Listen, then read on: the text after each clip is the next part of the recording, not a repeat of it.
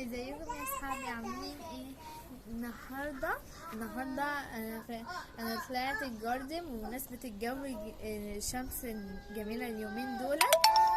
وهنتكلم النهارده عن نصائح لتربيه القطط. بس قبل ما نبتدي ما تنسوش تعملوا لايك والشير وسبسكرايب واشتركوا في قناتي وفعلوا جرس الاشعارات عشان يوصل لكم كل جديد.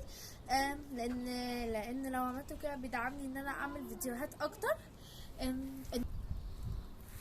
النصيحة الأولى إن احنا قبل ما نشتري قطة أو قطة لازم نشتري الأدوات بتاعتها، زي مثلا الليتر بوكس، الأكل بتاعه والشرب والحاجات دي. ماشي. تاني نصيحة بعد ما اشترينا القط، طبعا القط هتلاقيه عم بيبيه في كل مكان، فطبعا مش هنضربه لأن ده حرام جامد. فاحنا ايه لا مؤاخذة يعني هنوديه هنخليه يشم ريحة اللي عمله، وهنقول له كده لا خدوا بالكم ان القطط بتفهم جامد. ماشي. وهتعودوها على الليتر بوكس، هتقعدوها نص ساعة، لو خلاص قعدت خلاص يبقى حلو. ماشي. وافضلوا اعملوا كده هتبقى ناجحة.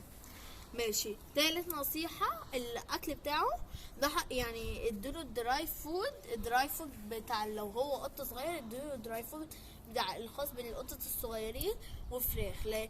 ونوعوا ما بين اللبن، لان لو اللبن بيكون يعني لازم يكون لبن طبيعي، لبن يكون نوع حلو. ماشي. لان القطط وهي صغيرة لسه بتتعود بقى على مرحلة النمو. رابع نصيحة وهي ان لازم نحمل القطة يعني بعد شهر او كل يوم جمعة اسبوع. ماشي. النصيحة الرابعة ان احنا لازم نحميه، يعني ممكن في اول اسبوع ممكن في اول اسبوع الحد ما نحموش بقى كل يوم، لا لازم نحميه يوم ونسيب مثلا اسبوع او حاجة كده ونحميه ونبعد عن ودانه. ماشي. ودولت الخمس نصايح اللي انا عملتهم. وما تنسوش تعملوا لايك وشير وسبسكرايب واشتركوا في قناتي وفعلوا جرس الاشعارات عشان يوصل لكم كل جديد. باي باي.